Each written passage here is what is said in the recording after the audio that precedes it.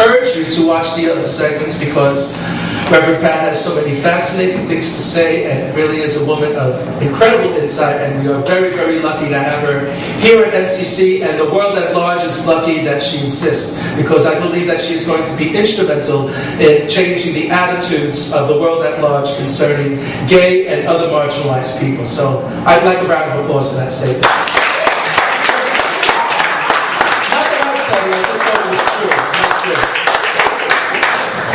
Okay, so I ask all of my guests, I have a standard questionnaire, and I ask everybody, what is your proudest achievement?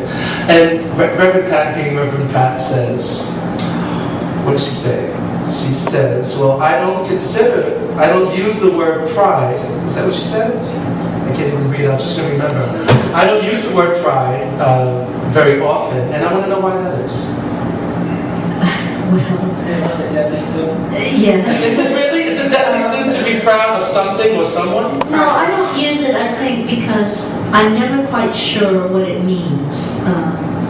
There are things in my life that I feel deeply grateful for and sort of connected to at the depths of my being. And, you know, I could talk about those things. You know, I can sometimes say, and generally mean it, that I'm very proud of certain people. Like, you know, I'll just use Mary Jane as an example, but when she was 50 years old, she held down a full-time job and already had 2 degrees and went back to school and got a 3rd degree so that she could start a private practice.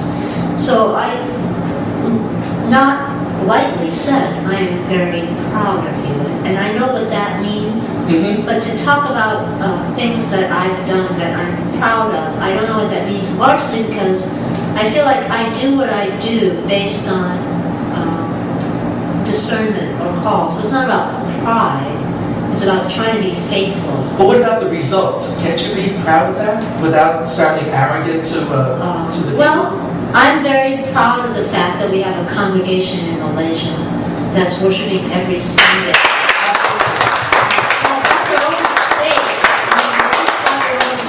They're going to become a community center in that country where other queer rights groups can coalesce, and that's going to change the fabric of that society and really that corner of the world. So I could say that I'm very proud of that. It's not about what I did, I'm just proud that that's happening.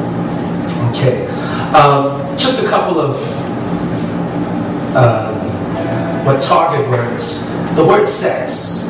The word sex, 20 years ago, people would flip out. And if you heard it, maybe 30 years ago, people flipped out at just even the mention of the word sex.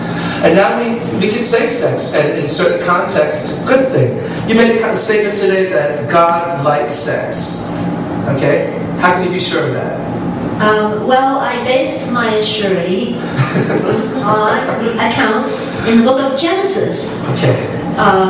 Where it talks about God creating us in particular ways, and my contention is that God would not have created us with a capacity that God hated or despised. Otherwise, why not write on the drawing board, get rid of it, start over, you know, create something else. This was deliberate on the part of God, so I happen to feel that it's something God is happy with and wants us to find joy in.